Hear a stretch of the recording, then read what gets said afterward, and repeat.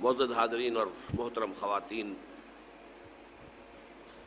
علم کی ڈیفینیشن ایک بہت مشکل معاملہ ہے۔ یہ ایسی چیزوں میں سے ہے کہ جن کو ہر انسان خود سمجھتا ہے، لیکن اگر اسے ڈیفائن کرنے کی کوشش کی جائے تو پھر بہت سی مختلف آراء اس میں سامنے آتی ہیں۔ آپ کے علم میں ہوگا کہ فلسفے کی ایک بڑی اہم شاخ ہے ایپسٹیمولوجی۔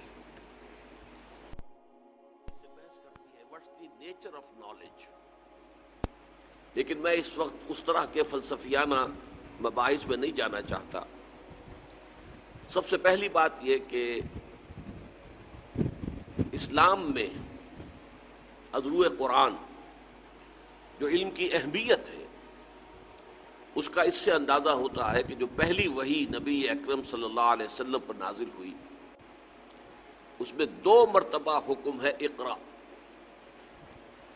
اقرأ بسم ربک الذی خلق، خلق الانسان من علق، اقرأ وربک الاکرم۔ 2 ہی مرتبہ لفظ ہے علم، علم الانسان ما لم يعلم، علم بالقلم۔ پھر جو دوسری وحی آئی وہ اس قلم کی قسم کھا کر، نون والقلم وما یسطرون۔ تو میں سمجھتا ہوں کہ یہی اشارہ کافی ہے کہ ہمارے دین میں علم کی کیا اہمیت ہے۔ اگرچہ اس موضوع پر بہت سی احادیث بھی ہیں کہ جن میں عام جو مذہبی تصورات ہیں ان کے برعکس یہ بات واضح کی گئی ہے کہ عبادت کے مقابلے میں علم بدرجہ افضل ہے۔ حضور صلی اللہ علیہ وسلم سے پوچھا گیا کہ ایک شخص ہے کہ جو صرف فرض نماز پڑھتا ہے اور باقی سارا وقت وہ لوگوں کو تعلیم دینے میں، یعلم الناس الخیر، بھلائی کی تعلیم دینے میں صرف کرتا ہے، اور ایک شخص وہ ہے جو پوری رات کھڑا رہتا ہے، نوافل میں عبادت کرتا ہے، روزانہ روزہ رکھتا ہے۔ ان میں سے افضل کون سا ہے؟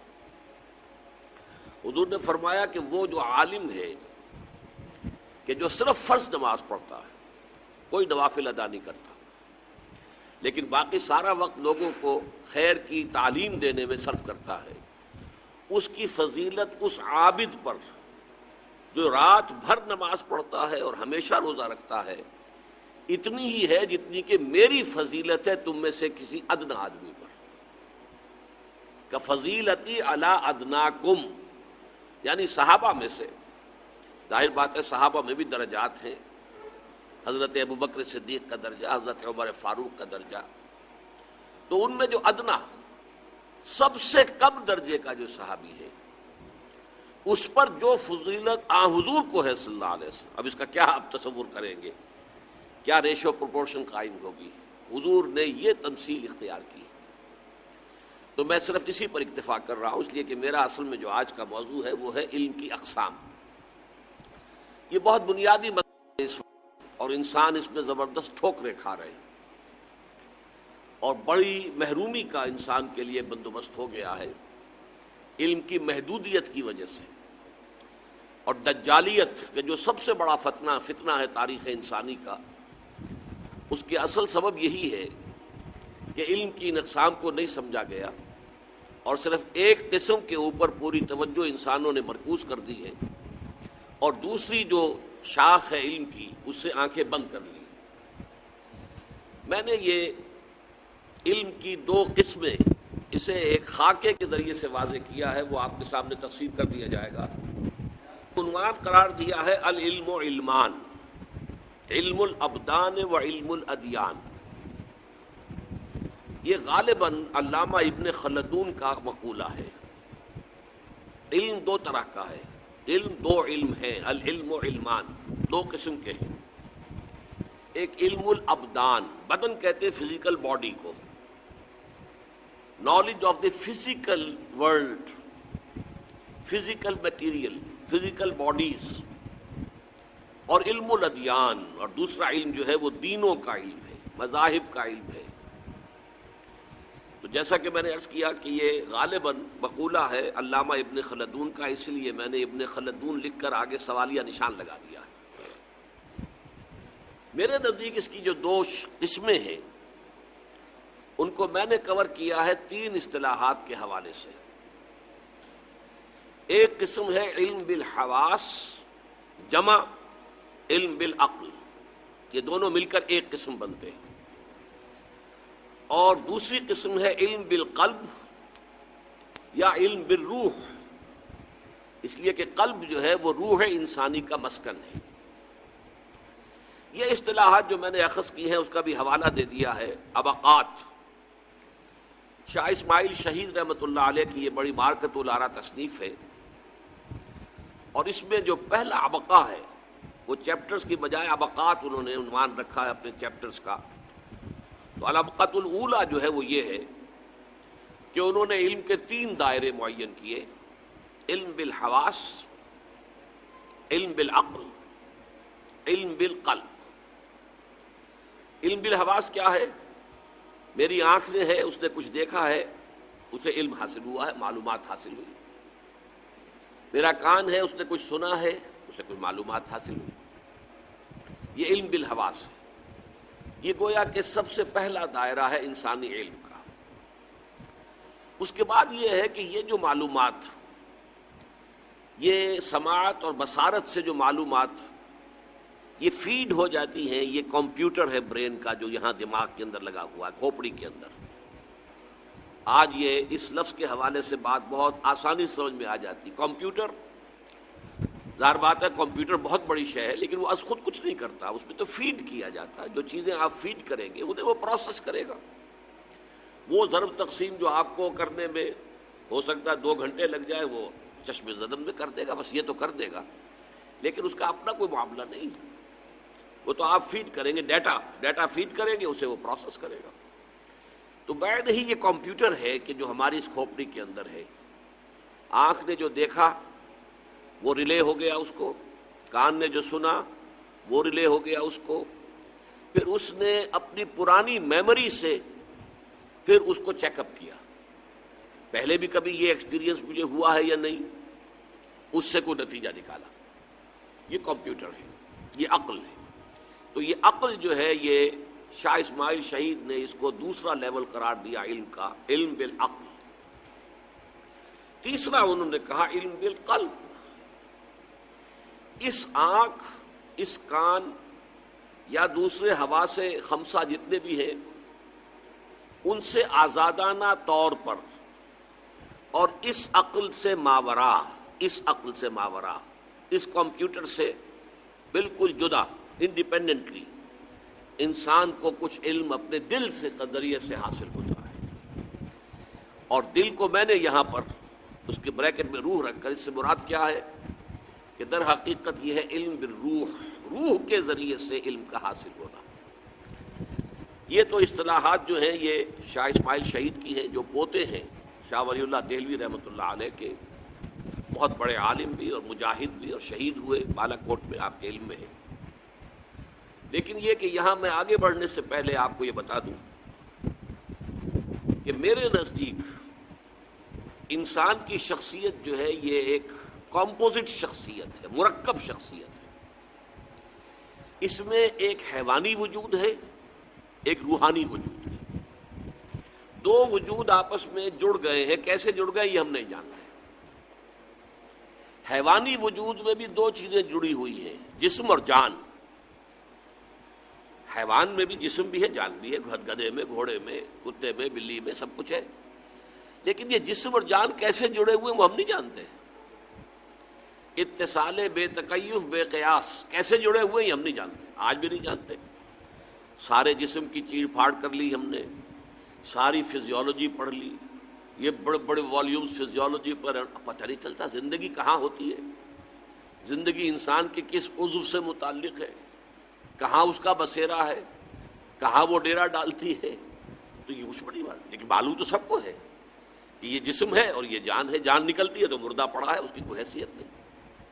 تو جس طریقے سے یہ جسم اور جان آپس میں جڑے ہوئے ہیں، جس کو کہ ہم سمجھ نہیں سکتے، اتصال بے تکیف بے قیاس، متصل تو ہیں لیکن نہ تو اس کی کیفیت ہمیں معلوم ہے کہ کیسے متصل ہیں، نہ ہم کسی شے پر قیاس کر سکتے کہ ایسے متصل ہیں، مثال بھی ممکن نہیں۔ اتصال بے تکیف بے قیاس، اسی طرح کا اتصال ہے اس حیوانی وجود میں، جو حیوانی وجود مجموعہ ہے جسم اور جان کا، اور دوسری طرف ایک روحانی وجود میں، وہ روحانی وجود جس کے بارے میں قرآن مجید میں بار بار آتا ہے وَنَفَخَ فِيهِ مِن رُوحِهِ یا وَنَفَخْتُ فِيهِ مِن رُوحِي، جب میں اس آدم کی اس کی تخلیق مکمل کر لوں اور اس میں پھر اپنی روح میں سے پھونک دوں، فَقَعُوا لَهُ سَاجِدِينَ، تو پھر اس کے سامنے سجدے میں گر جانا، یہ حکم دیا۔ دو جگہ قرآن مجید میں یہ آیت آئی ہے۔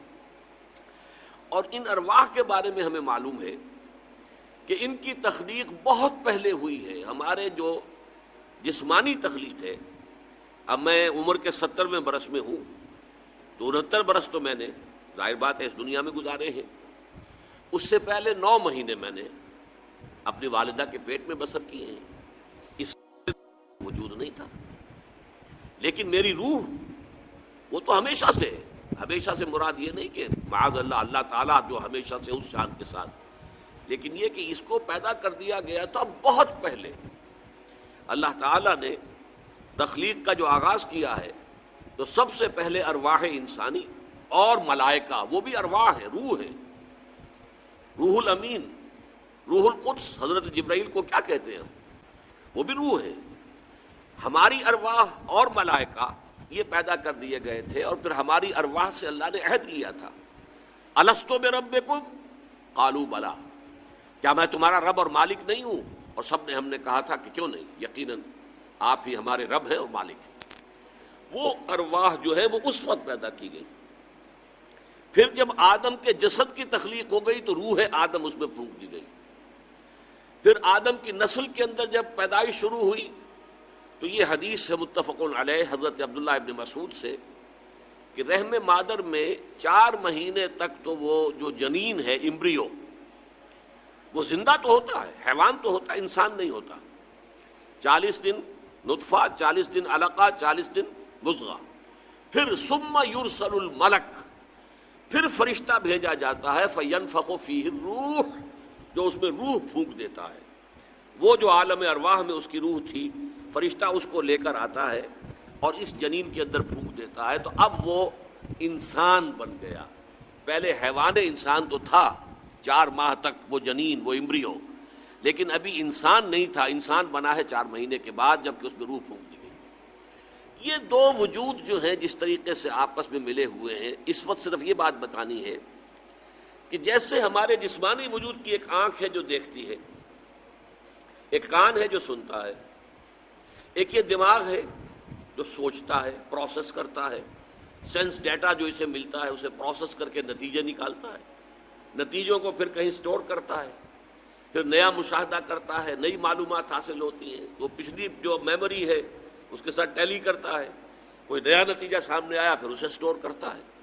تو ایک تو یہ ہمارے جسم کا معلومات کا حصول کا ایپریٹس ہے جو ہمارے حیوانی وجود میں، ایک ہماری روح کی بھی عقل ہے، ہماری روح کی بھی آنکھ ہے، لیکن یہ آنکھ نہیں، وہ غیر مرئی آنکھ ہے، اسے ہم دیکھ نہیں سکتے۔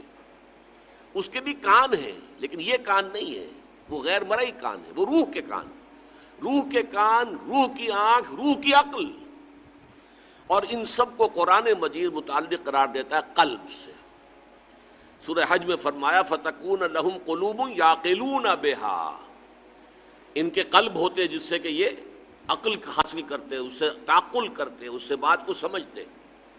اور اسی طرح سورہ اعراف میں فرمایا لَهُمْ قُلُوبٌ لَا يَفْقَهُونَ بِهَا، ان لوگوں کے دل تو ہیں لیکن ان سے یہ سوچتے نہیں ہیں۔ دل بھی سوچتا ہے، دل کی سوچ روح کی سوچ ہے، دل کا تعقل روح کا تعقل ہے، اور ہمارے حیوانی وجود کا تعقل اس ذہن کا تعقل ہے۔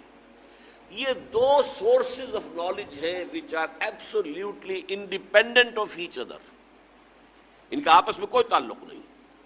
ایک سورس جو ہمارے حیوانی ذرائع علم کے ذریعے سے آتے ہیں اور عقل حیوانی کے ذریعے سے اس کے اندر ہم پروسیس کر کے نتائج اخذ کرتے ہیں اور قدم بقدم آگے بڑھ رہے ہیں، اور ایک ہماری روحانی سوچ، روح کی عقل، روح کا دیکھنا، اس لیے کہ قرآن کہتا ہے فَإِنَّهَا لَا تَعْمَى الْأَبْصَارُ وَلَكِن تَعْمَى الْقُلُوبُ الَّتِي فِي الصُّدُورِ۔ یہ آنکھیں اندھی نہیں ہوتی، ابو جہل کی یہ آنکھ اندھی نہیں تھی، ابو لہب کی یہ آنکھ اندھی نہیں تھی، بڑی بڑی آنکھوں والا تھا، بہت خوبصورت، جیسے کہ دہکتا ہوا انگارہ ہو ایسی اس کی رنگت تھی، لیکن دل کا اندھا تھا، دل کی آنکھ جو ہے وہ اندھی تھی۔ وَلَكِن تَعْمَى الْقُلُوبُ الَّتِي فِي الصُّدُورِ، وہ دل اندھے ہو جاتے ہیں جو سینوں کے اندر ہے۔ اب ان دونوں کو سمجھ لیجئے، یہ جو علم حیوانی ہے، اب یہ سمجھیے کہ یہ چھوٹے سے چھوٹے حیوان میں بھی موجود ہے، لیکن ترقی کر کے جو سب سے زیادہ ارتقاء یافتہ حیوان ہے، یعنی انسان، حیوان انسان کی بات کر رہا ہوں، اس میں یہ اپنے ٹاپ پر پہنچ گیا ہے۔ اب میں نے اس کی ہمیشہ ایک مثال دی ہے کیونکہ یہ میرا مشاہدہ تھا، جیسے کہ آپ نے سنا ہوگا کہ نیوٹن کا شاید جو ہے تجربہ ہوا تھا کہ وہ ایک سیب کے درخت کے نیچے بیٹھا تھا، تو وہ سیب گرا، اس کے سر پر چوٹ جو لگی تو 14 طبق روشن ہو گئے۔ تو اس کی جو سوچ تھی کہ یہ نیچے کیوں آیا، اوپر کیوں نہیں گیا، تو اس سے وہ نتیجے پر پہنچا کہ زمین اپنی طرف کھینچتی ہے چیزوں کو۔ تو میں نے بھی ایک مشاہدہ کیا تھا کہ ایک چھوٹا سا کیڑا جو ہے ایک طرف کو چل رہا تھا، میں نے اس کے آگے ایک تنکا رکھ دیا، وہ تنکے کے پاس جا کر اس نے محسوس کیا کہ آبسٹرکشن ہے میرے راستے میں، تو اپنی ڈائریکشن چینج کر دی۔ اب میں نے پھر دوبارہ تنکا رکھ دیا، اس نے دوبارہ ڈائریکشن چینج کی، تیسری دفعہ میں نے رکھا، اس نے پھر چینج کی، چوتھی مرتبہ رکھا تو وہ اس کے اوپر سے گزرا۔ اب اس کو آپ انالائز کیجئے، فیلنگ، تھنکنگ، ڈیسیژن میکنگ، یہ سارا پروسیس جو ہے وہ اس چھوٹے سے کیڑے میں تھا۔ اس نے پہلے فیل کیا کہ رکاوٹ آ گئی ہے تو مجھے ایوائڈ کرنا چاہیے، میں اپنا ڈائریکشن بدل لوں، پھر چینج کیا، پھر چینج کیا، بالآخر اسے سوچنا پڑا کہ یہ تو میرا پیچھا نہیں چھوڑ رہی ہے رکاوٹ، I have to overcome it, اور اس نے فیصلہ کیا۔ یہ گویا کہ ان منیچر یہ پورا وہ پروسیس ہے جسے ہم تعقل کا پروسیس کہتے ہیں، فیصلہ کرنا، سوچنا، محسوس کرنا، اس پر غور کرنا، غور کر کے فیصلہ کرنا۔ لیکن یہ جو چھوٹے چھوٹے کیڑوں کے اندر بھی یہ ساری چیزیں موجود ہیں، لیکن ظاہر بات ہے کہ حیوانات کے پھر لیولز ہیں۔ اس کو اس وقت بھول جائیے کہ ایوولوشن کا جو فلسفہ درست ہے یا نہیں ہے، اسپیشل کریشن ہے یا ایوولوشن ہے، وہ مسئلہ ایک طرف رکھ دیجیے۔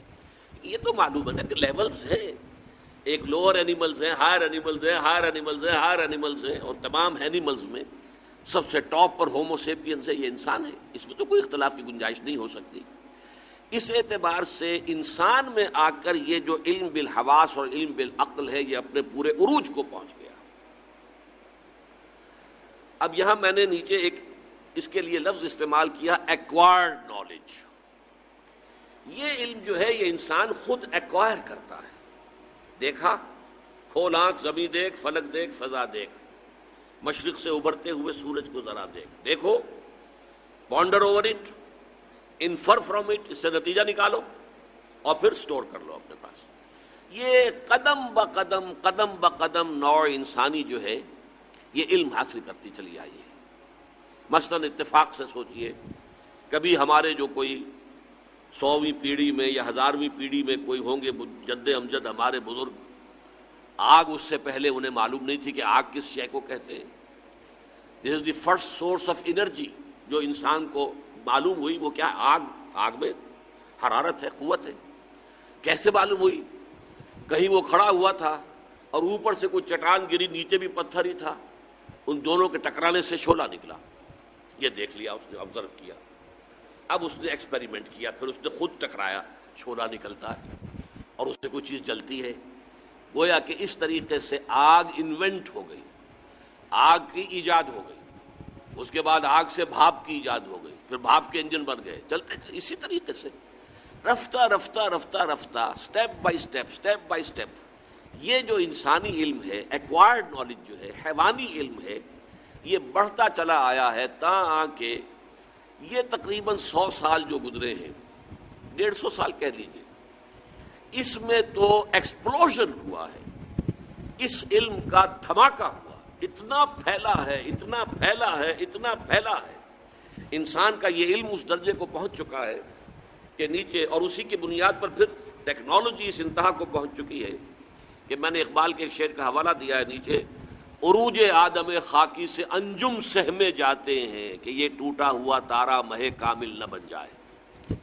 لیکن یہ علم جو ہے، یہاں میں نے حوالہ دیا ہے قرآن مجید میں سورہ بقرہ کے 4 رکوع کا۔ یہ 4 رکوع جو ہے سورہ بقرہ کا، یہ مکی صورتوں میں جو قرآنی میٹا فزکس بیان ہوئے ہیں، قرآنی بعد الطبیعات، ان کے ذہن، ان کا ایک خلاصہ بہترین جو ہے مدنی صورت کے شروع میں 4 رکوع سورہ بقرہ کا۔ قرآن کی جو دعوت آئی ہے مکی صورتوں میں، اس کا خلاصہ 3 رکوع میں ہے۔ عبادت رب، ایمان، آخرت پر ایمان، پاس بعد الموت پر ایمان، جنت اور دوزخ پر ایمان، یہ ساری چیزیں جو ہیں، قرآن پر ایمان، یہ 3 رکوع میں۔ حالانکہ یہ اصل مضامین جو ہیں یہ مکی صورتوں کے ہیں۔ اسی طریقے سے فلسفیانہ مباحث مکی صورتوں میں ہیں، لیکن یہ کہ ان کا خلاصہ جو ہے وہ سورہ بقرہ میں ہے۔ 6 مرتبہ آدم و ابلیس کا قصہ مکی صورتوں میں آیا ہے، 7ویں مرتبہ سورہ بقرہ کے اس 4 رکوع میں ہے۔ اس 4 رکوع کی ایک عجیب شان ہے، اس کے شروع میں علم کی ایک قسم کا بیان ہے اور اس کے آخر میں علم کی دوسری قسم کا بیان ہے۔ علم کی پہلی قسم کو کہا گیا علم اسماء، علم آدم الاسماء کلھا، آدم کو اللہ تعالیٰ نے سارے نام سکھا دیے۔ یہ علم جو آدم کو دیا گیا، یہ انسان کا انسانی یا حیوانی علم ہے جو پوٹینشلی آدم میں ودیت کر دیا گیا۔ ذرا اس لفظ پر غور کر لیجئے گا، بالقوہ، پوٹینشلی۔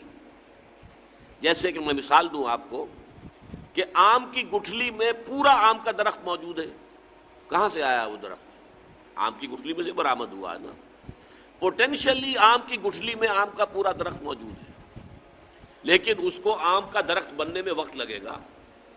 آپ اس گٹھلی کو زمین میں دبائیں گے، وہ وہاں پہ پانی جذب کرے گی، پھر وہ پھولے گی، وہ پھٹے گی، اس کے اندر سے 2 پتیاں نکلیں گی، پھر وہ 2 پتیاں اوپر چڑھیں گی تو کوئی تنا سا بنے گا، درخت بنے گا، کئی سال کے بعد وہ اس قابل ہوگا کہ اس میں آم لگے۔ یہ وقت تو گزرے گا، لیکن پوٹینشلی یہ پورا درخت اس گٹھلی میں موجود تھا۔ اسی طرح پوٹینشلی یہ علم جو ہے حضرت آدم علیہ السلام کو دے دیا گیا، اگرچہ اس کی ایکسفولیشن میں کئی ہزار برس لگ گئے، اس کو دوبارہ جو ہے پورا نکھر کر آنا، جیسا کہ وہ آج آ گیا ہے۔ فزکس ہے اور کیمسٹری ہے، اور فزکس کی نہ معلوم کتنی شاخیں ہو چکی ہیں، اور کیمسٹری کی کتنی شاخیں ہو چکی ہیں، پھر کاسمولوجی ہے، ایسٹرونومی ہے، جیولوجی ہے، بے شمار نام ہے۔ بایولوجی ہے تو بایولوجی کی نہ معلوم کتنی شاخیں ہو چکی ہیں۔ آج تو ناممکن ہو گیا کسی ایک شخص کے لیے، ہیومنلی امپاسبل، کہ وہ تمام جو شاخیں ہیں علم کی، ان سب کے علم کا احاطہ کر، امکان ہی نہیں۔ بڑے بڑے پی ایچ ڈیز وغیرہ جو ہوتے ہیں وہ علم کے کسی چھوٹے سے گوشے کے اندر کچھ ان کی مہارت ہوتی ہے، اللہ کر سکتے ہیں، باقی سب سے بالکل بیگانہ ہو رہے، بلکہ کامن سینس سے بھی عاری ہو جاتے ہیں، اس لیے کہ وہ ایک ہی چیز کے اوپر مسلسل جو مراقبہ ڈال کر بیٹھتے ہیں وہ، تو اس سے یہ کہ ان کی نگاہوں سے باقی چیزیں اوجھل ہو جاتی ہیں۔ یہاں تک کہ کامن سینس سے بھی اکثر و بیشتر پی ایچ ڈیز جو آپ کو سائنس کے ملیں گے، وہ کامن سینس سے جو ہے پورے وہ خاص ایک شعبے کے اندر ان کا معلومات۔ یہ علم ہے کہ جس کے بارے میں فرمایا گیا علم آدم الاسماء کلھا، لیکن اس کے پھر ایکسفولیشن میں یہ سارا وقت لگا ہے۔ قدم بقدم انسان نے یہ ساری چیزیں سیکھی ہیں، سیکھ کر اب اس کا مجموعہ جو کچھ ہے وہ آپ کے سامنے ہے۔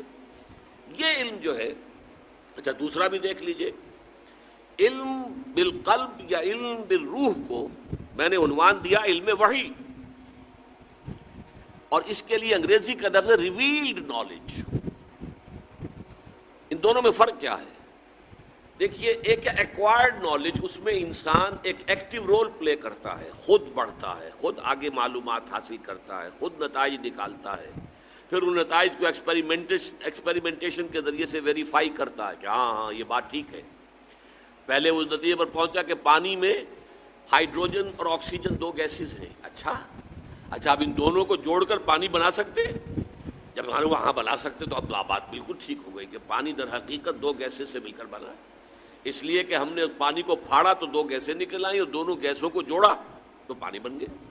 تو یہ ایکسپیریمنٹیشن سے وہ علم آگے بڑھتا ہے۔ تو اس میں انسان ایکٹیو ایکٹیولی پارٹیسپیٹ کر رہا ہے علم کے حصول میں اور اس کو ڈیولپ کرنے میں. ریویلڈ نالج میں انسان کی روح جو ہے وہ پیسو ریسیپینٹ ہے، وہ اسے دیا جا رہا ہے.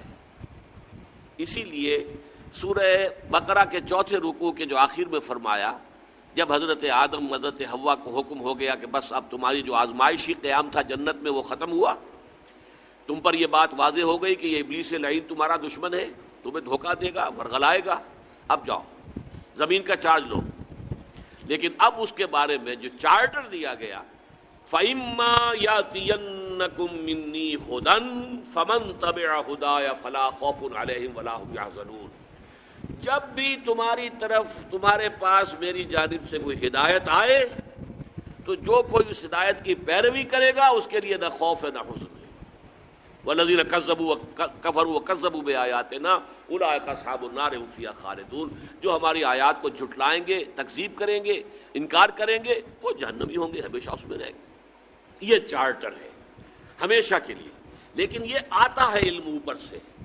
اس میں انسان یا انسان کی روح یا انسان کا دل یہ در حقیقت پیسو ریسیپینٹ ہے، یہ خود حاصل نہیں کرتا ہے بلکہ اس کو عطا کیا جاتا ہے. اس لیے یہ ریویلڈ نالج ہے. تو ایکوائرڈ نالج جو خود اپنی محنت سے حاصل کیا گیا، ریویلڈ نالج کہ جو اللہ کی طرف سے دیا جاتا ہے. ایکوائرڈ نالج علم بالحواس جمع علم بالعقل، اور یہ جو ہے یہ علم بالوحی. اگرچہ وحی کی 2 اقسام ہے وہ بعد میں بیان کروں گا، لیکن یہ جو ہے یہ علم بالوحی ہے. اس کو علم بالروح بھی کہہ سکتے ہیں، علم بالقلب بھی کہہ سکتے ہیں. یہ علم بالوحی ہے. فَإِمَّا يَأْتِيَنَّكُم مِّنِّي هُدًى. اب آگے چلیے. یہ جو انسانی علم ہے اس کے 2 حصے ہو گئے. ایک ہے خالص فزیکل سائنسز کا علم. فزیکل سائنسز آپ کو معلوم ہے فزکس ہے، سب سے بنیادی تو فزکس ہی ہے، طبیعیات. پھر اس کی شاخیں ہوتی چلی گئی، پھر کیمیا کا علم آ گیا، پھر اور آ گیا، پھر یہ کاسمولوجی اور ایسٹرونومی، یہ سارے علوم آتے چلے گئے. ان کے اوپر پھر ٹیکنالوجی کی بنیاد قائم ہوئی. اچھا، اگر آگ کے اندر یہ انرجی ہے تو ہم کیسے استعمال کریں اسے؟ ہم نے گوشت پکانا شروع کر دیا. پہلے وہ گوشت ہمارے جو بڑے آبا و اجداد ہوں گے وہ کچا ہی کھاتے ہوں گے، جیسے کہ درندے کھاتے ہیں. پکانا تو انہیں نہیں آتا ہوگا اس کو، لیکن اس کے بعد انہوں نے پکانا شروع کیا. پھر جب دیکھا کسی نے کہ یہ ہانڈی جو چڑھی ہوئی تھی آگ کے اوپر، اس کے اوپر ڈھکنا خود بخود ہل رہا ہے. بھئی یہ کیسے ہل رہا ہے؟ کون ہلا رہا ہے اسے؟ معلوم ہے نیچے سے جو سٹیم ہے اس میں کچھ انرجی ہے، طاقت ہے کہ جس نے اس جو ڈھکنا ہے اسے ہلا دیا ہے. اچھا، تو سٹیم اسے ہارنس کرو. اب اس کو جوتو ہل کے اندر، جیسے آپ بیلوں کو جوتتے ہیں، اس سٹیم کو جوتو، سٹیم انجن بنائے، وغیرہ وغیرہ. یہ تو ہے خالص فزیکل سائنسز اور خالص ٹیکنالوجی.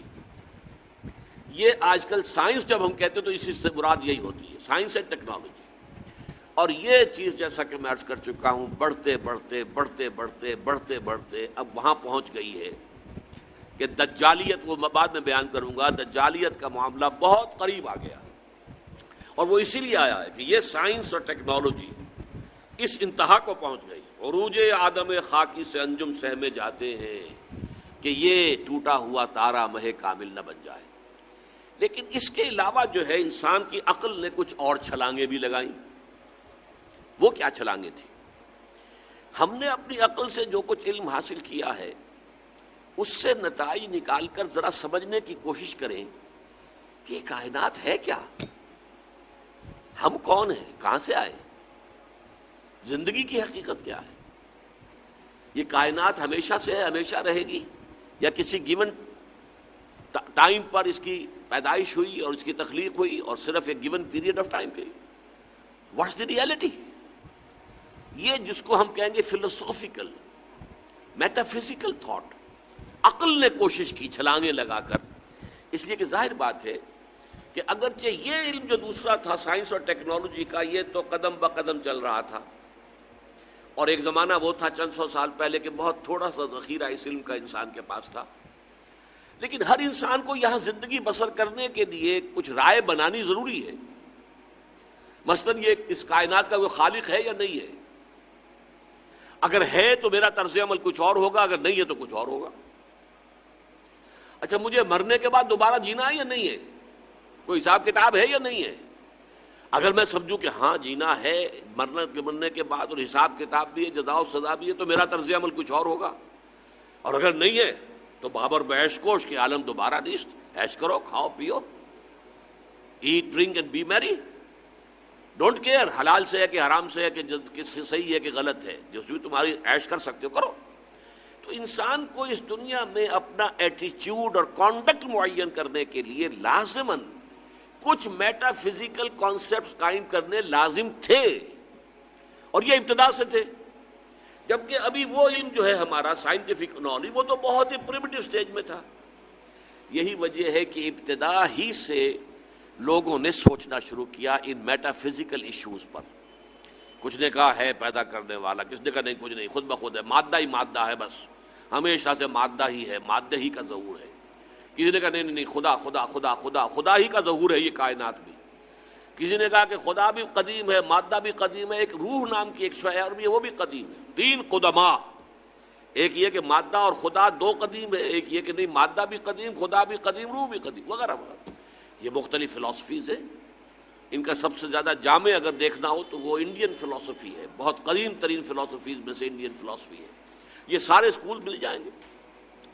تو یہ جو فلسفے لوگوں نے تیار کیے ہیں، تو اب یہ میں نے دوسری شاخ قائم کی اس میں کہ یہ جو ایکوائرڈ نالج ہے اس میں ایک تو ہے سائنس اور ٹیکنالوجی جس کی بے شمار شاخیں ہیں اور بے پناہ عروج ہو چکا ہے. دوسرا فلسفہ ہے. فلسفے میں دو شاخیں ہیں. ایک ما بعد الطبیعیات، کانسیپٹس، میٹا فزیکل کانسیپٹس. خدا کوئی فزیکل شے نہیں ہے، میٹا فزیکل ہے. It's beyond our senses. He is beyond our senses. Life after death, it is beyond our senses. کوئی اینجلز ہیں یا نہیں ہیں، it's beyond our senses. Metaphysics. Metaphysics میں پھر شاخیں آ جاتی ہیں. اس میں علم کی حقیقت، جیسا کہ میں نے شروع میں آپ کو کہا تھا علم کیا ہے. How does a man acquire knowledge. Knowledge کہتے کسے. پھر اسی میں اخلاقیات. یہ نیکی اور بدی واقعتاً کوئی حقیقتیں ہیں یا ایسے ہی ہم نے ڈھکوسلے بنا لیے، ایسے ہی ہم نے کچھ چیزوں کو نیکی قرار دے دیا، کچھ چیزوں کو بدی قرار دے دیا ہے. یا یہ کہ نیکی اور بدی کی کوئی مستقل ویلیوز ہیں، مورل ویلیوز.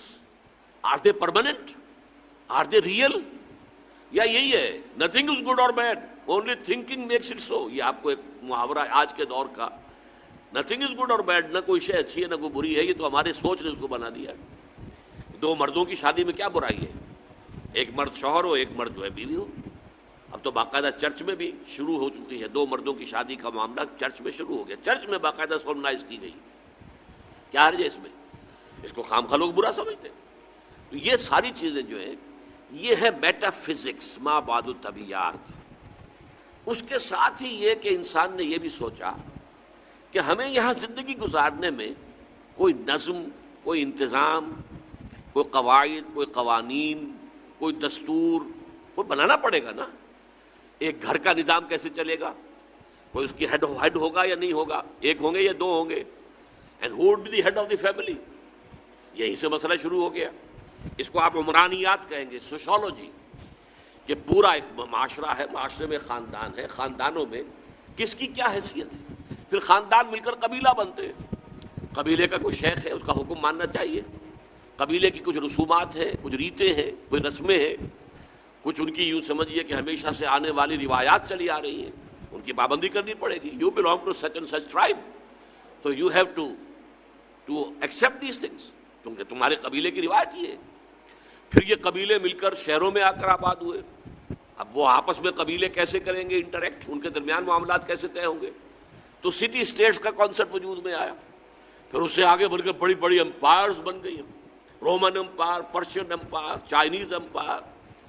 اس سے آگے آ کے اب آپ کو معلوم ہے کہ کانسیپٹ آف اسٹیٹ، ریاست کی ایک حکومت ہوتی ہے.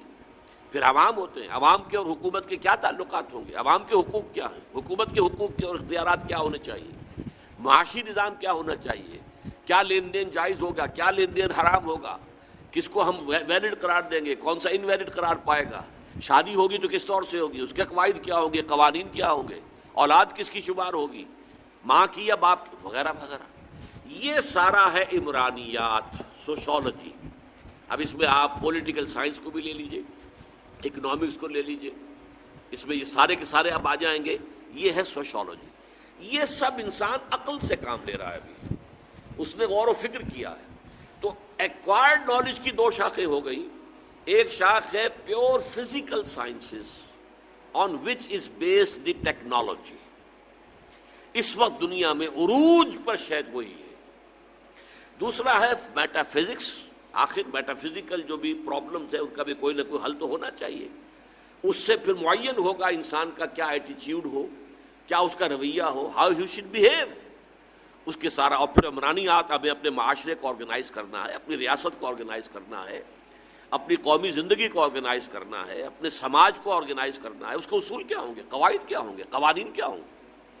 یہ میں نے ایک مکمل کر لیا، ایکوائرڈ نالج۔ ایکوائرڈ نالج علم بالحواس جمع علم بالعقل، اس کی دو شاخیں ہو گئی۔ نمبر ایک pure physical sciences, science and technology. Number دو فلسفی، اور فلسفی کی دو شاخیں ہیں، ایک میٹا فزکس اور ایک سوشولوجی۔ سوشل سائنسز انہیں کہہ دیتے ہیں، سوشل سائنسز۔ پولیٹیکل سائنس کہلاتی ہے وہ، سیاسیات جو ہے پولیٹیکل سائنس، اسی لیے میں نے وہاں ایڈ کیا پیور فزیکل سائنسز۔ وہ ایک ہے سائنس جسے ہم عام طور پر کہتے ہیں، وہ فزیکل سائنسز ہے، لیکن یہ بھی سائنسز کہلاتی ہیں، سوشل سائنسز۔ اس کے اندر پولیٹیکل سائنس ہے، اس میں اکنامکس ہے، اس میں اور ہے۔ اب دوسری طرف آئیے، علم بالقلب، علم بالروح، علم بالوحی۔ اس میں سب سے پہلی بات یہ جانیے کہ اس کا کوئی تجربہ عام انسانوں کو ایسا بھی ہوتا ہے کہ جس کو ساری دنیا مانتی ہو؟ وہ ہے۔ آپ نے ہمیشہ سنا ہوگا ایک لفظ ہے انٹیوشن۔ انٹیوٹیولی مجھے یہ معلوم ہوا ہے، آئی ڈونٹ نو ہاؤ، نہ میں نے غور کیا، نہ میں نے صغرا کبرا جوڑا، نہ میں نے اس سے نتائج نکالے، but somehow or the other this has come to my mind, this is my intuition. تو انٹیوشن پھر عقل والا معاملہ تو نہ ہوا اس میں، نہ وہ حواس کا معاملہ ہے، انٹیوشن۔ اور آج کل اس کے لیے لفظ استعمال ہو رہا سکس سینس۔ ایک تو سینس 5 تھے، سب سے بڑا جو ہے سماعت ہے، بصارت ہے، پھر سونگنا ہے، چکھنا ہے، ٹچ ہے، لیکن سکس سینس بھی کوئی شے ہے۔ اس سے اب آگے چل رہا ہے ایکسٹرا سینسری پرسیپشن۔ وہ ایکسٹرا سینسری، ان 5 سینسری آرگنز کے علاوہ بھی انسان کو پرسیپشن ہوتی ہے۔ وہ کون سی ہوتی ہے پھر؟ ظاہر بات ہے وہ روح کی پرسیپشن ہے، یہ روح کی عقل ہے، یہ روح کا دیکھنا ہے، یہ روح کا سننا ہے، یہ روح کا سوچنا ہے۔ یہ در حقیقت جسے ہم عام اصطلاحات میں نے 3 الفاظ آپ کے سامنے رکھے، انٹیوشن، وجدان۔ میں پاتا ہوں بس اپنے ذہن میں یہ بات، I can't say, I don't have any argument, میرے پاس کوئی دلیل بھی نہیں ہے اس کی۔ بھائی میں خود دلیل سے وہاں تک پہنچا ہوں تو دلیل آپ کے سامنے رکھوں گا نا، میں استدلال کے ذریعے سے پہنچا ہی نہیں ہوں۔ یہ تو کسی طریقے سے بس میرے ذہن میں کسی نے ڈال دی ہے بات، یہ کس طرح خود بخود آ گئی ہے اور ٹپک پڑی ہے۔ اس لیے انٹیوشن، سکس سینس اور ایکسٹرا سینسری پرسیپشن، یہ ساری چیزیں جو ہیں آج کی اصطلاح میں، وہ در حقیقت ایک پریمیٹیو فارم ہے اس علم بالوحی، علم بالقلب۔ اس کا ثبوت ہے کہ یونیورسلی انسان مانتا ہے کہ ہے، صرف علم بالحواس اور علم بالعقل نہیں ہے، بلکہ واقعتاً کوئی اور بھی سورس آف نالج ہے۔ اس سورس آف نالج کو شریعت کی اصطلاح میں وحی کہا گیا۔ اچھا، وحی جو ہے اس کی 2 قسمیں ہیں۔ ایک ہے وحی محفوظ، اس میں نہ تو انسان کا اپنا نفس در اندازی کر سکے اور نہ ہی کوئی جنات، ایول فورسز جو ہیں، القائے شیطانی جو ہے اس کے اندر کوئی دخل دے سکے۔ یہ وحی محفوظ کہلاتی ہے۔ یہ وحی محفوظ صرف انبیاء کو آتی ہے۔ ایک ہے وحی غیر محفوظ۔ وحی غیر محفوظ میں القاء، یہ سکس سینس، میرے دل میں یہ بات آ گئی، یہ خواب میں کوئی چیز دیکھ لی، رؤیا صادقہ، خواب میں ایک واقعہ دیکھا اور چند دن کے بعد وہ واقعہ واقعتاً ظہور پذیر ہو گیا۔ How could I imagine? یہ خواب اس طرح کا خواب تو نہیں ہے کہ میرے اپنے ذہن سے کوئی چیز نکلی ہو اور اس نے ایک شکل اختیار کر لی، میرے تو ذہن میں تھا ہی نہیں، یہ واقعہ ابھی ظہور پذیر ہوا ہی نہیں. How could I see it, how could I foresee it. پہلے دیکھ سکتے یہ تمام چیزیں جو ہے وحی غیر محفوظ ہیں. وحی غیر محفوظ عام انسان کو بھی ہوتی ہے، وحی محفوظ صرف نبی کو ہوتی ہے. اور نبی کو جو یہ غیر محفوظ وحی ہوتی ہے عام لوگوں کو، ظاہر بات ہے کہ نبی بھی تو ایک انسان ہے نا، تو نبی کو بھی بحیثیت ایک بشر کے وہ دوسری قسم کی وحی بھی ہوتی ہے، لیکن نبی کی وہ وحی بھی محفوظ ہے. نبی کے خواب میں بھی شیطان در اندازی نہیں کر سکتا، نبی کے خواب میں بھی اس کے اپنے نفسانی خواہشات جو ہیں وہ در اندازی نہیں کر سکتے. تو نبی کے لیے وہ وحی خفی، اب یہ دو الفاظ آ گئے، وحی خفی، وحی جلی.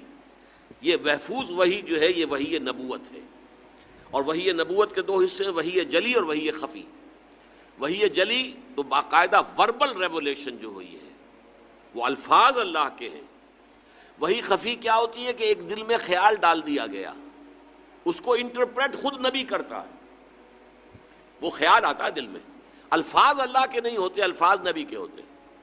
چنانچہ جو احادیث ہیں اکثر و بیشتر وہ وحی خفی پر مبنی ہے. اللہ کی طرف سے القاء ہوا، اللہ کی طرف سے بات دل میں ڈالی گئی، لیکن اس کو زبان سے جو ادا کیا حضور نے کیا، اس کے لیے الفاظ جو وضع کیے حضور نے کیے، اس کو ہم اس لیے وحی خفی میں شامل کرتے ہیں. دوسری وحی غیر محفوظ کے نیچے دیکھیے، الہام، رؤیا صادقہ، کشف. اچھا یہ کافروں کو بھی ہو سکتے ہیں، اس میں کسی مسلمان کا غیر مسلم کا کوئی فرق نہیں ہے، الہام ہو سکتا ہے. الہام تو اللہ تعالیٰ جو ہے حیوانات کو کرتا ہے، الہام جو ہے حیوانات کو، وہی بلکہ لفظ وہی استعمال ہوا، اوحا ربک الی النحل، شہد کی مکھی کو آپ کے رب نے وحی کی، یعنی جو بھی اس کے اندر اللہ نے یہ ڈالا ہوا، کس نے سکھایا اسے کہ جاؤ بھائی فلاں پھول کا خون جو ہے رس چوسو اور چوس کر آؤ اور اس کو اپنے جسم کے اندر جو ہے اس کی وہ پروسیس کر کے وہ شہد بناؤ اور جا کر وہ اپنے چھتے کے اندر جو ہے اسٹور کراؤ. کس نے سکھایا؟ یہ کہاں سے ٹریننگ لی ہے؟ تو یہ ٹریننگ اللہ نے وحی کے ذریعے سے دی ہے. ہر جاندار کو اوحا الی کل سماء امرہا، اللہ نے ہر آسمان میں اس کے امر کی وحی کر دی. اب آسمان تو کوئی جاندار شے تو نہیں ہے، لیکن اللہ نے اس کو وحی کی ہے. تو اللہ تعالیٰ نے ہر شے کو وحی کی، کل کائنات، کل مخلوقات کو، حیوانات کو، تمام جو ہے جمادات کو، ان سب کو وحی کی ہے. تو وہ وحی جو ہے جو ریسیو کر رہے ہیں یہ مخلوقات، خود حاصل نہیں کر رہے. خود حاصل کرنے والا وہ ایکوائرڈ نالج ہے، اس کے بارے میں پہلے بات کر چکے مکمل. یہ جس کو کہ ریسیو کرتے ہیں، ان میں پھر یہ ہے کہ وحی کی دو قسمیں بڑی مشہور، ایک وحی محفوظ، ایک وحی غیر محفوظ. غیر محفوظ میں الہام ہے، رؤیا صادقہ. اب دیکھیے آپ کو معلوم ہے کہ حضرت یوسف علیہ السلام کے زمانے کا جو بادشاہ تھا وہ کوئی مومن تو نہیں تھا نا، وہ لوگ تو کافر تھے، نہ وہ ایمان لایا حضرت یوسف پر. ہاں ان سے متاثر ہوا، ان کی صلاحیت سے، ان کے دیانت سے، ان کی روحانیت سے، ایمان تو نہیں لایا، لیکن خواب اس نے سچا دیکھا تھا. وہ خواب جس کی تعبیر حضرت یوسف نے بتائی ہے وہ کس نے دیکھا تھا؟ وہ حضرت یوسف نے تو دیکھا تھا، بادشاہ نے دیکھا تھا، جس کے بارے میں کہ اس کے درباریوں نے تو یہ کہہ دیا تھا کہ یہ تو ایسے ہی ہے، خیال ہے، غلط اضغاث و احلام ہے. لیکن یہ کہ وہ تو خواب اتنا سچا تھا، اس کی تعبیر کی گئی تو واقعہ میں ایسا ہی ہوا کہ 7 سال بہت اچھی فصل ہوگی اور 7 سال پھر انتہائی سخت قحط پڑے گا. 7 گائیں ہیں جو بڑی موٹی ہیں، بڑی پلی ہوئی ہیں، اور 7 ہیں دبلی، وہ ان کو ہضم کر رہی، ہڑپ کر رہی، کھا گئی. تو یہ خواب تو سچا تھا، لیکن دیکھنے والا وہ کوئی مومن تو نہیں تھا. تو اس میں کوئی تقسیم نہیں.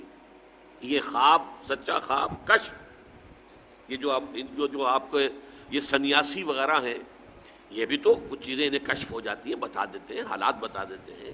یہ سب کچھ اس لیے کہ وہ روح کو انہوں نے اس کی بالندگی کی ہوتی ہے، تپسیا کر کر کے، تپسیا کر کر کے، تپسیا کر کر کے، ریاضتیں کر کر کے، تو روح کے اندر وہ طاقت پیدا کر لی ہے کہ وہ جو ہے اس عالم ارواح کے ساتھ کو اپنا رابطہ قائم کر کے کچھ خبریں لے آئے. کاہن لوگ جو جیسے کرتے تھے. تو یہ سارا معاملہ الہام، رؤیا صادقہ، کشف، تحدیث. تحدیث جو ہے اس سے لفظ بنتا ہے محدث. ایک تو ہے محدث، محدث تو کہتے ہیں وہ شخص کے جو علم حدیث کا ماہر ہو، عالم ہو بہت بڑا، وہ محدث ہے۔ امام بخاری محدث ہے، امام مسلم محدث ہے۔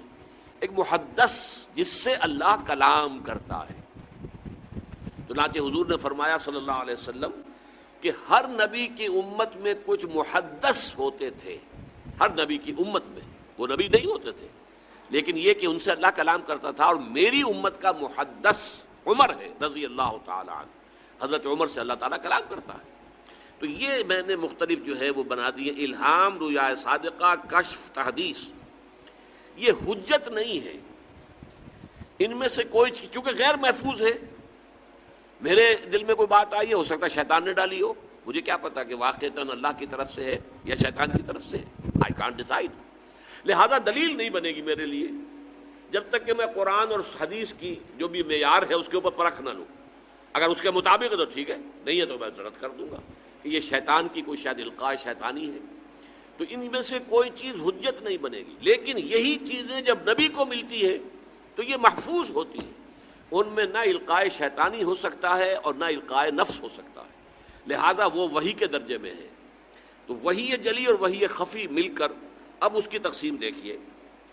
اس وحی جلی اور وحی خفی دونوں میں دو چیزیں ہمیں ملتی ہیں، ایک حکمت اور ایک احکام۔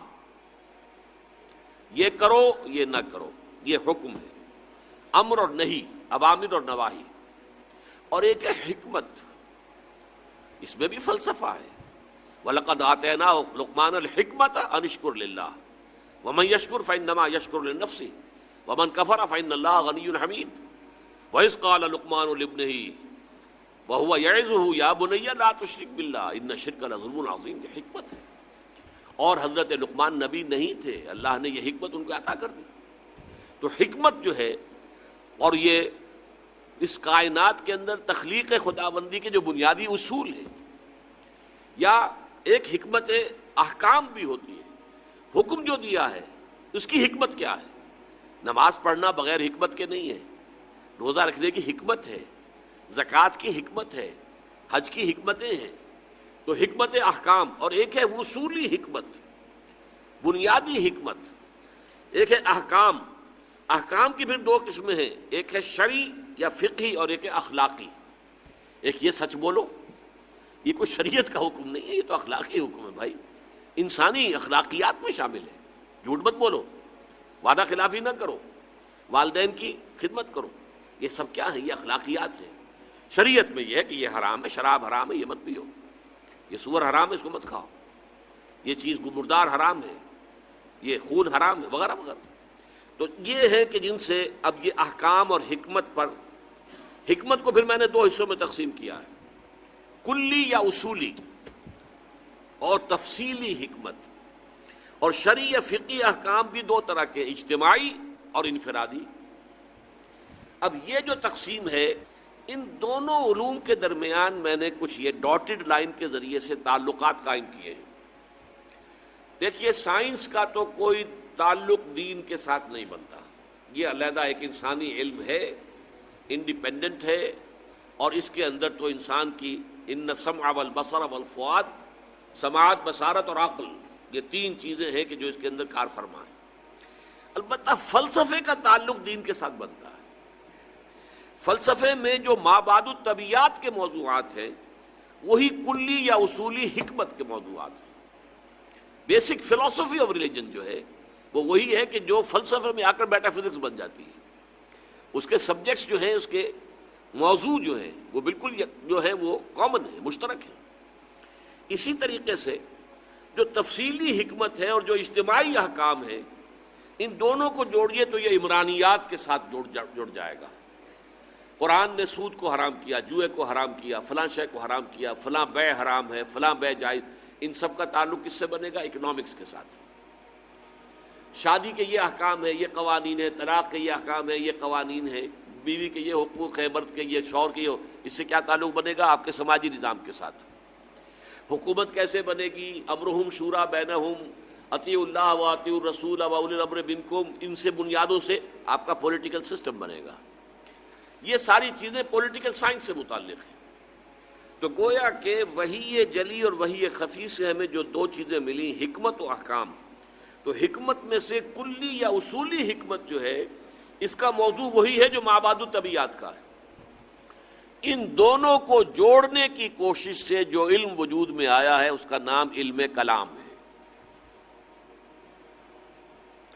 وحی نبوت کا جو علم ہے وہ علم تفسیر ہے، علم حدیث ہے۔ علم حدیث، علم تفسیر، وحی جلی، وحی خفی، ان سے احکام مستنبط ہوئے تو وہ ہے فقہ۔ لیکن جو حکمت کلی ہے قرآن اور حدیث کے اندر، اس کا تعلق جڑتا ہے مابعد الطبیعات کے ساتھ، اور مابعد الطبیعات میں منطق، فلسفہ اور جو دین کی حکمت کلی یا اصولی ہے، ان دونوں کے درمیان جب برج آپ لگائیں گے، انہیں جوڑیں گے، ان میں ربط قائم کریں گے، تو اس کا نام ہے علم کلام۔ یہ ہمارے قدیم علوم میں سے ایک بہت بڑا علم ہے، علم کلام۔ متکلمین جیسے محدثین، جیسے مفسرین، جیسے فقہاء، ایسے ہی متکلمین بہت اہم ان کا جو ہے فنکشن رہا ہے۔ اس لیے کہ ظاہر بات ہے کہ انسان جو ہے، اب ظاہر بات ہے کہ جو دین کا جو سورس ہے وہ عقل نہیں ہے، نقل ہے۔ دین تو نقل ہوا، منتقل ہوا ہے، اللہ سے جبرائیل کو، جبرائیل سے محمد کو، محمد سے صحابہ کو، صحابہ سے تابعین کو، یہ تو منتقل ہوتا چلا آ رہا ہے نا۔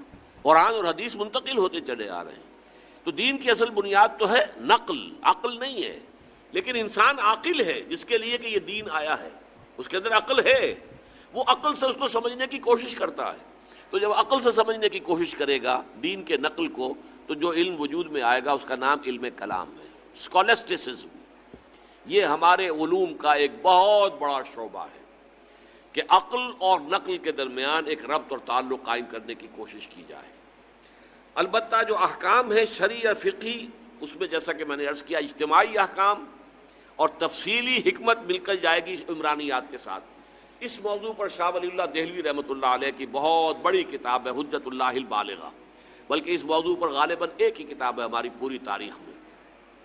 سوشولوجسٹ دو ہی پیدا ہوئے ہیں پورے ہماری اسلامی تاریخ کے اندر، ایک علامہ ابن خلدون تھے جن کے نام سے آج میں نے یہ بات شروع کی تھی، العلم و علمان غالباً انہی کا قول ہے، اور دوسرے ہیں شاہ ولی اللہ دہلوی رحمۃ اللہ علیہ۔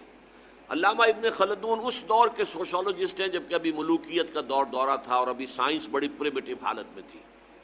شاہ ولی اللہ اس دور کے آدمی ہیں جبکہ سائنس کا ایکسپلوژن ہونے والا تھا، ہوا نہیں تھا ابھی، لیکن عوامی دور آ چکا تھا، یورپ میں عوامی دور کا آغاز ہو چکا تھا۔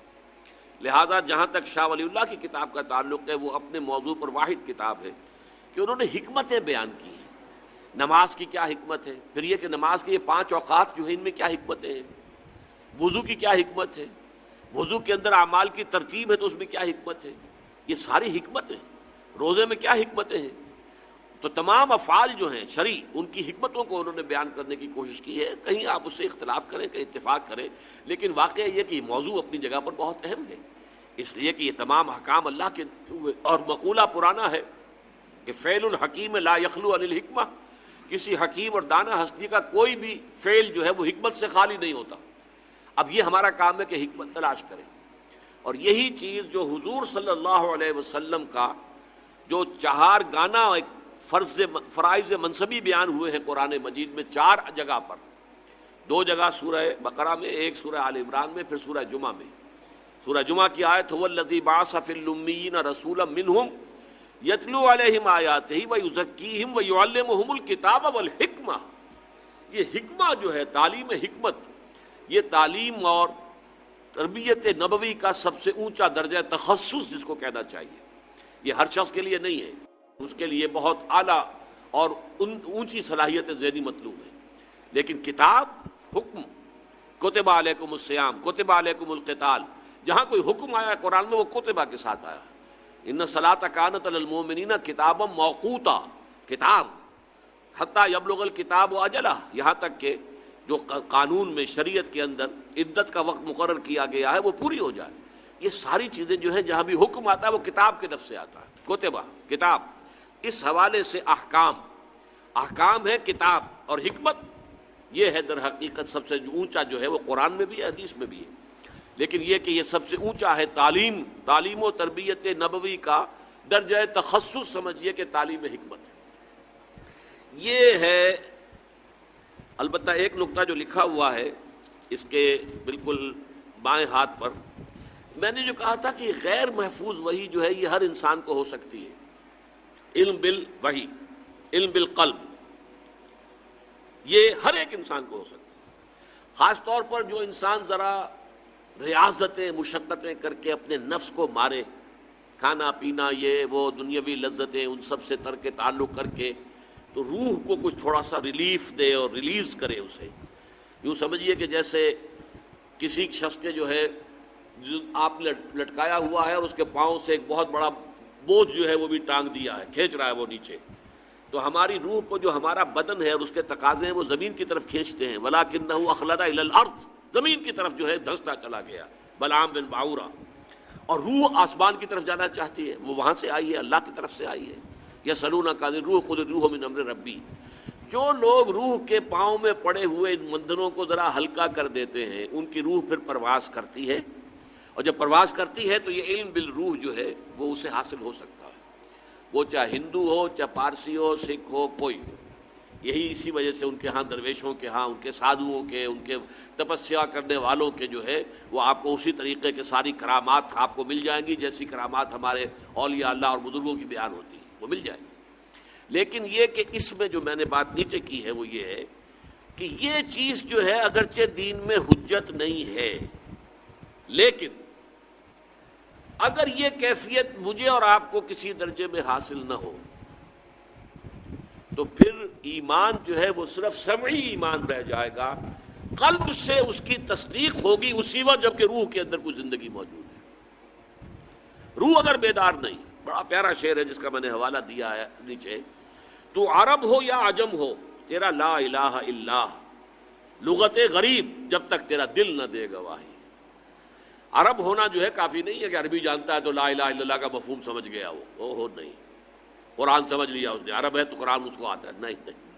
تو عرب ہو یا عجم ہو تیرا لا الہ الا لغت غریب، اجنبی زبان ہے تیرے لیے، چاہے تو عرب ہے لیکن لا الہ الا اللہ تیرے لیے اجنبی شے ہے جب تک تیرا دل نہ دے گواہی۔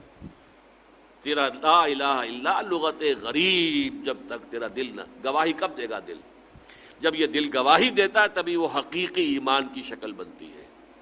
ربنا اننا سمعنا منادیا ینادی للایمان ان آمنوا بربکم فآمنا، یہ جو ندا آئی تھی محمد کی صلی اللہ علیہ وسلم، یہ ابو بکر کے کانوں میں بھی ٹکرائی ہے، لیکن ابو بکر کے کانوں کے ساتھ ہی فوراً دل سے اس کی تصدیق بھی برآمد ہو گئی، وہ موجود تھا وہاں اندر قلب ابو بکر صدیق کے اندر، وہاں دیر نہیں لگی۔ حضور فرماتے ہیں کہ جس شخص کے سامنے بھی میں نے بات رکھی اس نے تھوڑا سا یا کم توقف کر کے بات مانی، سوائے ابو بکر کے کہ ایک لحظے کا توقف نہیں کیا، اس لیے کہ جیسے ہی وہ ابو بکر کے کانوں کے پردے سے ٹکرائی ہے اسی وقت اس کے قلب سے اس کی تصدیق بھی برآمد ہو گئی۔ تو یہ جب تک نہ ہو اس وقت تک پھر یہ ایمانیات جو ہیں یہ بس سنی ہوئی چیز ہوتی ہیں، وہ آپ کے لیے سمع ہے صرف، اس کے لیے قلب کی گہرائی سے اس کی تصدیق برآمد نہیں ہوتی۔ اب آخری نقطہ میں بیان کر دوں، جہاں تک علم بالعقل اور علم بالحواس کا تعلق ہے، میرا یہ گمان ہے، آئی ایم ناٹ 100% شور اپ ٹل ناؤ، لیکن میرا گمان غالب ہے کہ اس زمین پر اقتدار اور غلبے کا تعلق جو ہے وہ اسی سے ہے۔ آج یہ اقوام کیوں اس دنیا میں غالب ہیں کہ علم بالعقل اور علم بالحواس کے اندر وہ ہم سے بہت آگے نکل، وہ مسلم تو نہیں ہے، کافر ہیں، عیسائی ہو، یہودی ہو، چینی ہو، کون ہے، ان کا کیا تعلق؟ اسی لیے میں سمجھتا ہوں کہ قرآن مجید میں خلافت کے ساتھ علم اسماء کو جوڑا گیا ہے۔ وَإِذْ قَالَ رَبُّكَ لِلْمَلَائِكَةِ إِنِّي جَاعِلٌ فِي الْأَرْضِ خَلِيفَةً، خلافت کا ذکر شروع ہو رہا ہے۔ قالوا اتجعل فيها من يفسد فيها ويسفك الدماء ونحن نسبح بحمدك ونقدس لك قال اني اعلم ما لا تعلمون وعلم آدم الاسماء كلها ثم عرضهم على الملائكة. اس کا تعلق آپس میں ہے. خلافت عرضی جو ہے وہ ملتی ہے تو اس علم بالعقل اور علم بالحواس کے ذریعے سے ایک خاص مقام تک پہنچنے کے بعد ملے گی. البتہ امامت کا تعلق اس سے ہے. یہ جو حضرت ابراہیم سے کہا گیا تھا کہ انی جاعلک للناس اماما، میں تمہیں پوری نوع انسانی کا امام بنانے والا، امامت. اور یوں سمجھیے کہ محمد الرسول اللہ صلی اللہ علیہ وسلم کی ذات گرامی میں یہ خلافت اور امامت دونوں جمع ہو گئی. اور مسلمانوں کو پھر خلافت عرضی ملی کب؟ جبکہ انہوں نے اس وقت کے جو بھی علوم تھے ان کو بھی ایکوائر کر لیا. اگر منجیق انہوں نے بنائی ہوئی تھی تو انہوں نے بھی بنانی سیکھ لی، اور اگر ایرانی جو ہے وہ خندق کھودتے تھے تو انہوں نے بھی خندق کھودنی جو ہے وہ سیکھ لی. وہ تمام جو اس وقت کے علوم تھے ان کو حاصل کیا ہے. اور اس کے ساتھ امامت، علم بالوحی، علم بالوحی کے ساتھ تعلق ہے امامت کا، اور علم بالحواس اور علم بالعقل کے ساتھ تعلق ہے خلافت کا. میں کئی دفعہ کہہ چکا ہوں، آخری نقطہ ہے اصل میں، اور وہ یہ ہے کہ دجالیت کسے کہتے ہیں. دیکھیے اللہ نے گویا کہ انسان کو یہ دو آنکھیں دی تھیں، دو علم دیے تھے. ایک علم پوٹینشلی تو ودیت کر دیا آدم کے اندر، لیکن اس کے حصول کا اپریٹس جو ہے نسل آدم میں رکھ دیا. آنکھ سے دیکھو، کان سے سنو، دماغ سے سوچو، چلو. دی بال واز سیٹ رولنگ. اب وہ گیند جو ہے وہ لڑکا دی گئی، چلتی جائے چلتی جائے چلتی جائے چلتی جائے. ایک علم یہ تھا. دوسرا علم فَإِمَّا يَأْتِيَنَّكُم مِّنِّي هُدًى. ہر سٹیج پر تمہارا یہ علم تو ابھی سٹیج بائی سٹیج چلے گا. ہر سٹیج پر ہم تمہیں ہدایت بھیجتے رہیں گے. ہدایت سے مراد کیا؟ یہ کرو، یہ نہ کرو، do this, don't do this. اسی میں تمہاری خیر ہے، اسی میں بھلائی ہے، لیکن تم جانتے نہیں، تم سمجھ نہیں سکتے، تمہیں ابھی فہم نہیں ہے. بچے کو آپ کہتے ہیں بھائی یہ مت کرو، آپ یہ نہیں سمجھا سکتے کہ کیوں نہ کرو. وہ بچہ ابھی کیا سمجھے گا کیوں نہ کرو. ہاں بڑا ہو کر جو ہے اس کے سمجھ میں آ جائے گا کہ واقعی بات صحیح کہی گئی تھی، مجھے یہ نہیں کرنا چاہیے.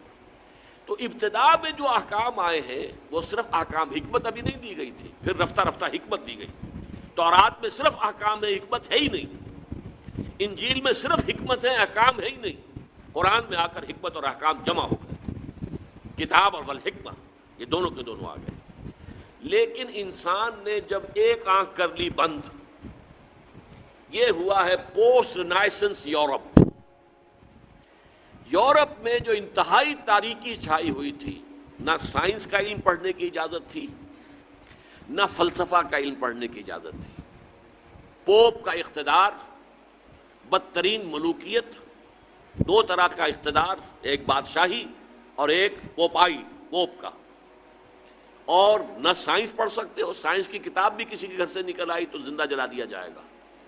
فلسفے کی کتاب کسی گھر سے نکل آئی تو زندہ جلا دیا جائے. حالانکہ سائنس اور فلسفہ دونوں کا آغاز اس سے بہت پہلے ہو چکا تھا یونان میں اور انڈیا میں. یہ دو جو ہیں اصل میں ancient centres of science and فلسفی بوتھ. لیکن یہ کہ یہ جو دور تھا میڈیول ایجز جن کو کہتے ہیں یورپ میں، ڈارک ایجز انہیں کہتے ہیں، یہ ہمارے تاریخ ادوار ہیں تاریخ کے. سائنس اور فلسفہ دونوں کی تعلیم جو ہے بند. اب جب کہ ہسپانیہ کی یونیورسٹیوں سے، اسپین کے اندر یہ یونیورسٹیاں تھیں، قرطبہ کی، غرناطہ کی، تولیتلا کی، یہاں آئے جرمنی سے لوگ، اٹلی سے لوگ، فرانس سے لوگ، اور یہاں سے علم حاصل کر کے گئے. ان کی آنکھیں کھولی. آنکھیں کھول کر جا کر انہوں نے اپنے ملکوں کے اندر تحریکیں شروع کی. احیاء العلوم، رینائسنس، ریفارمیشن، مذہب کے اندر اصلاح. اس کے نتیجے میں یہ علم شروع ہوا وہاں اب دوبارہ. لیکن مذہب کے خلاف شدید نفرت پیدا ہو چکی تھی پوپ کے طرز عمل کی وجہ سے. انہوں نے ہمیں روکے رکھا، سائنس پڑھنے سے روکے رکھا، انہوں نے ہمیں فلسفہ نہیں پڑھنے دیا. اس کی وجہ سے جو رد عمل تھا دشمنی کا، تو مذہب سے بالکل انہوں نے آنکھ بند کر لی. مذہب کو دفع کرو، صرف سائنس پڑھو. اب نتیجہ کیا نکلا؟ ایک آنکھ بند اور ایک آنکھ چوپٹ کھل گئی. یہی تو زمانہ ہے کہ جس میں سائنس کی ساری ہی ایکسپلوژن ہوا ہے، زوردار دھماکے ہوئے، کہاں سے کہاں انسان پہنچ گیا.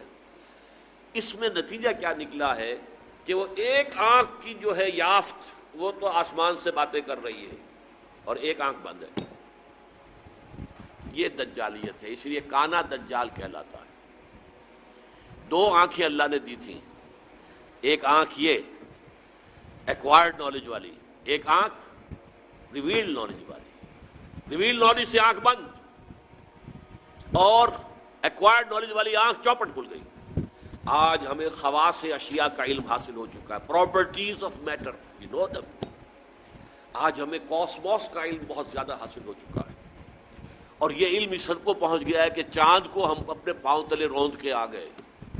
اس سے آگے نہ معلوم خلا میں کہاں کہاں جو ہے جا رہے ہیں. آج کل آپ کو پروب کرنے والی چیزیں جو ہے وہ مریخ سے بھی آگے کہاں کہاں پہنچ چکے ہیں. تو یہ انسان کا جو علم ہے، یہی علم ابھی کچھ اور آگے بڑھے گا تو تمام جو مسٹریز آف نیچر ہیں ان سب کو معلوم کر لے گا.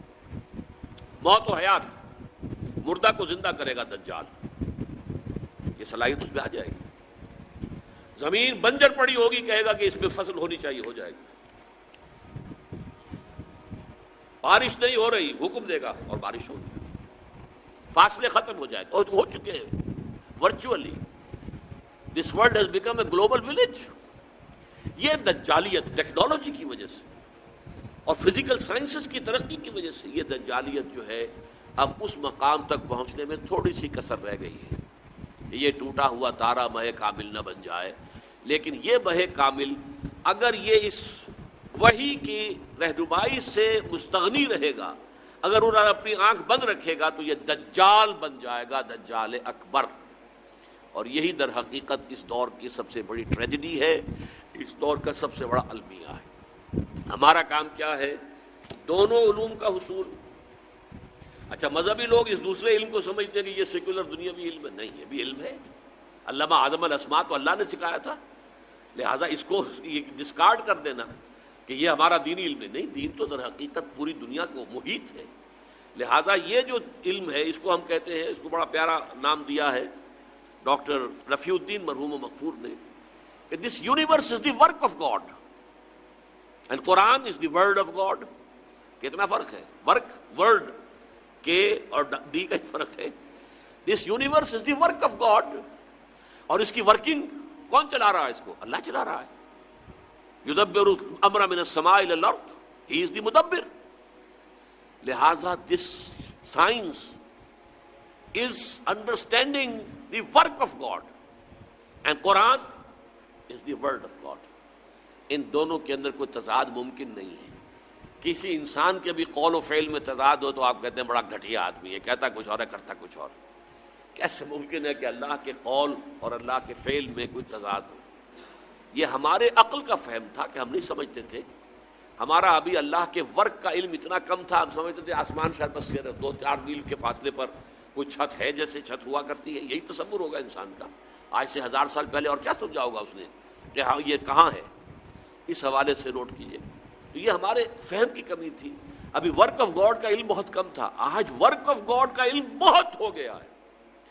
اور تسخیر کائنات جس کو اللہ تعالیٰ پوٹینشلی اول دن سے ہمارے لیے مسخر کر چکا ہے. سخر لکم ما فی السماوات و ما فی الارض جميعا منہ، تمہارے لیے مسخر کر دیا ہے اللہ نے جو کچھ آسمانوں میں جو کچھ زمین میں، کل کا کل پوٹینشلی تو مسخر کیا ہوا ہے. یہ تو وہ جو پوٹینشل علم دیا گیا تھا، علم الاسماء، جیسے اس کی ایکسفولیشن کے اندر وقت لگا ہے، اسی طرح اس تسخیر کائنات کی جو ہے اس کی تکمیل میں وقت لگ رہا ہے. لیکن یہ کہ یہ جب اپنے اس عروج کو پہنچے گی، اور چونکہ اس نے وحی سے اپنا رخ موڑ لیا، وحی کی سورس سے اپنے آپ کو محروم کر لیا، تو اسی کا نام دجالیت ہوگا. اقول قولی ھذا واستغفر اللہ.